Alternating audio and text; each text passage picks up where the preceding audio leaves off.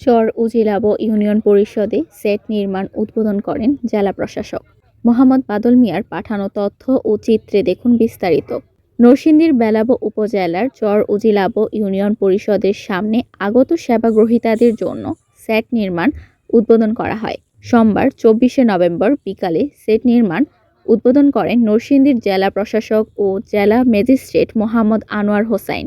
জেলা প্রশাসক ও জেলা ম্যাজিস্ট্রেট মোহাম্মদ আনোয়ার হোসাইন বলেন, চর উজিলাব ইউনিয়ন পরিষদ নতুন, এখানে অনেক কিছু কাজ এখনো বাকি আছে। এর মধ্যে সেবাগ্রহীতাদের জন্য 3 সেট মসজিদ নির্মাণ, ইউনিয়ন পরিষদের দেওয়াল নির্মাণ, ভূমি সেবা গ্রহণের জন্য সপ্তাহে 2-3 ভূমি অফিস খোলা রাখার আশ্বাস দেন। পরে চর উজিলাব ইউনিয়ন পরিষদের স্বাক্ষর বহিতে স্বাক্ষর করেন। এ সময় উপস্থিত ছিলেন বেলাব উপজেলা নির্বাহী কর্মকর্তা মোহাম্মদ আব্দুল করিম, বেলাব থানার ওসি তদন্ত নাসির উদ্দিন, চর উজিলাব ইউনিয়ন পরিষদের চেয়ারম্যান সৈয়দ শফিকুল ইসলাম সম্রাট, ইউপি সচিব ইমরুল হাসান, বেলাব প্রেস ক্লাবের সাধারণ সম্পাদক আমিনুল হক, দপ্তর সম্পাদক আলী হোসেন, সদস্য মোহাম্মদ বাদল মিয়া, এমাদ মিয়া, চর উজিলাব ইউনিয়ন পরিষদের সকল ইউপি সদস্য সহ বিভিন্ন দফতরের কর্মকর্তাবৃন্দ।